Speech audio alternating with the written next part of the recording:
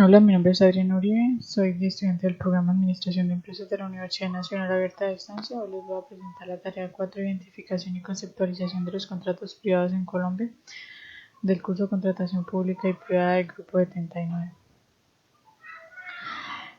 En los contratos privados tenemos los contratos nominados, que son aquellos que se encuentran en el Código Civil colombiano. Entre ellos tenemos el contrato de compraventa, los contratos de donación, los contratos de arrendamiento y los contratos de depósito. Los contratos innominados son aquellos en los que no figuran expresamente en ninguna ley y que por contener los elementos generales de cualquier contrato entre las partes de los que los suscriban, como por ejemplo el pacto de los socios, no.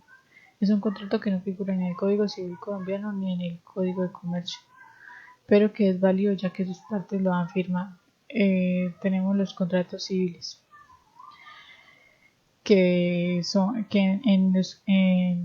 encontramos el contrato unilateral, que es el contrato en el que se obliga a una de las partes mientras que la otra no tiene obligación alguna, como en el contrato de préstamo. Y el segundo, en el contrato bilateral es el contrato en el que ambas partes se obligan como por ejemplo en el contrato de compra-venta, en el que en el que el vendedor se obliga a entregar y el comprador a pagar. El gratuito es en el que no solo se beneficia a una de las partes, como por ejemplo el contrato de donación. El oneroso es en el caso en este caso ambos contratantes obtienen un beneficio. El contrato conmutativo es aquel en que es cuando una de las partes se obliga a hacer algo equivalente. Y aleatorio es cuando se trata de algo incierto que depende al azar. El contrato principal es cuando no depende del otro para existir. En este caso el contrato de arrendamiento. El accesorio es cuando depende de otro para poder existir. El contrato de prenda que sea para garantizar el pago de un préstamo. El contrato real es cuando se necesita para su validez la tradición de la cosa. Solamente cuando se requiere que se cumplan ciertas formalidades establecidas en la ley y consensual cuando se perfeccionan por el consentimiento de las partes. Tenemos los contratos comerciales. El contrato de compra-venta, que es en el que se realiza la compra y venta de bienes e inmuebles comprometiéndose a una de las partes a dar una cosa y la otra a dar su pago.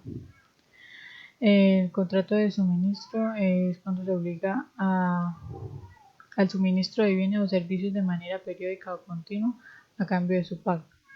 El contrato de agencia es cuando el agente actúa como intermediario e independiente en representación de una empresa, promoviendo ventas y productos a cambio de una remuneración o pago.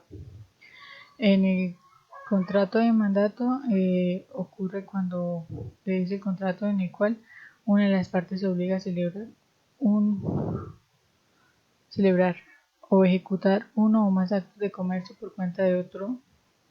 El mandante puede conllevar o no a la representación del mandante. Los contratos de seguros son aquellos en los que una de las partes, o sea, la aseguradora, cubre la parte asegurada frente a determinados riesgos o a cambio de la prima de seguros. Tenemos los contratos laborales, que tenemos el contrato por obra y labor, que se realiza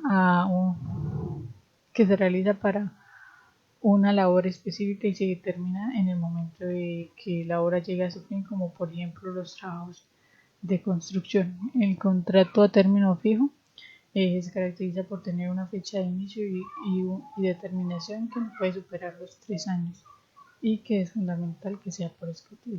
El contrato a término indefinido es donde no se estipula la fecha de culminación de la obligación contractual cuya duración no haya sido expresamente estipulada o no resulte de la naturaleza de obra o servicio que debe ejecutarse.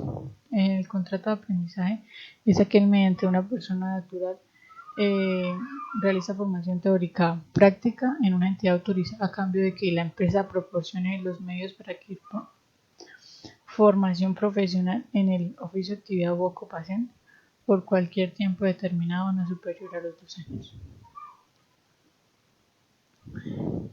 Consecuencias por el incumplimiento de contratos. Un contrato puede ser incumplido por una de las partes o por multas. En el caso de que ocurra, se puede proceder de la mejor manera para solucionar el problema causado por el incumplimiento. Un contrato se entiende incumplido cuando la fecha acordada para el cumplimiento no se cumple o se cumple parcialmente o de forma defectuosa. En los contratos no hay incumplimiento parcial a no ser de que las partes consientan el cumplimiento parcial o tarde. Cuando ocurre un incumplimiento, el asunto debe mirar según la parte que lo incumple. Por lo general, los contratos son cuando una de las partes ha incumplido y la otra incumplió. Quien ha incumplido tiene opciones de elegir dadas por el artículo 1547 del Código Civil. La parte que ha incumplido puede, a su arbitrio, elegir una de esas opciones, la que más le convenga. Generalmente, las partes optan por la resolución del contrato con restricciones mutuas si hay lugar a ellas y el pago de las cláusulas del incumplimiento o penal. Lo mismo el pago de las indemnizaciones que posee. Tenemos los principios que se aplican en los contratos privados, que tenemos el principio de autonomía de voluntad. Su importancia reside en que la manifestación de la voluntad se realiza a la libertad. El principio de la causa se concreta en la manifestación con la intención de las partes para la celebración del contrato. El principio de consensualismo y conclusión y perfeccionismo es la declaración conjunta de voluntad para la formación de contratos. Inicia con la creación de contrato que contiene la parte negocial de acuerdo cuyo final se da en la prestación de consentimiento a lo planteado por cada una de las partes. El principio de la relatividad del conflicto de eficacia del contrato. El principio de relatividad no significa que el tercero sea inmune a cualquier consecuencia fáctica que derive del contrato inter alia. Principio de eficiencia permite sacar el mayor resultado con la menor cantidad de recursos utilizados. Tenemos el principio de obligatoriedad, fuerzas vinculantes, principio que ordena el acto celebrado entre las partes y singular importancia, revierta singular importancia. Al haberse constituido una relación jurídica, se origina una deuda de justicia entre las partes que conlleva los efectos precisamente exorbitantes. El principio de sociabilidad, solidaridad, genera suerte de amortiguamiento sobre la voluntad de las partes, restándole la posibilidad de celebrar contrato. El principio de inalterabilidad puede intervenir en los contratos imponiendo reglas o estableciendo limitaciones a sus contenidos. La diferencia entre lucro cesante y daño emergente. El daño emergente se refiere al valor de la pérdida sufrida. El lucro cesante se refiere a la pérdida de ingresos en el daño. Es un daño patrimonial que consiste en la ganancia que se ha dejado obtener como consecuencia de un acto ilegal. En la responsabilidad civil contractual y extracontractual. La responsabilidad civil contractual es cuando hay cualquier tipo de vulneración de las obligaciones del contrato, y la responsabilidad extracontractual es cuando se causa daño a otro por acción u omisión, interviniendo culpa o negligencia. Muchas gracias.